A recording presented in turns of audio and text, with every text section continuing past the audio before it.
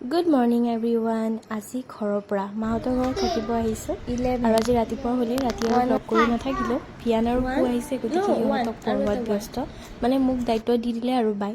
এইফালে ৰাতিপুৱাৰ সাজত আছিলে মাছ পোৰা, সৰু মাছ ভাজি আৰু কুচিয়া মাছৰ তৰকাৰী। মোৰ প্ৰিয়, কিন্তু মই সৰু মাছটো একেবাৰেই ভাল নাপাওঁ। আৰু আমাৰ টিকলিজনী আজিকালি বিৰাট কথা ক'ব পৰা হৈছে। চাওকচোন, বদমাচি ইমান বেছি কৰে মানে, তথাপিও ইমান বেছি মৰম লাগে। ঘৰৰ পৰিৱেশটো অকণমান দেখুৱালোঁ আপোনালোকক। যাম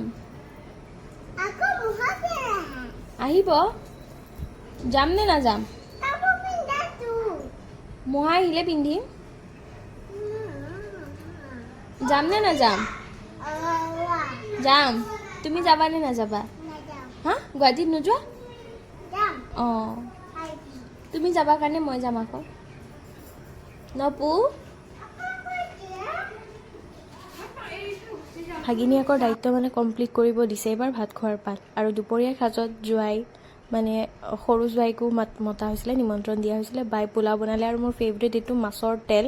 চবে মাছৰ কণী খাই ভাল পায়, মই মাছৰ তেল খাই বহুত বেছি ভাল পাওঁ। আন এটা ব্লগত লগ পাই আছোঁ।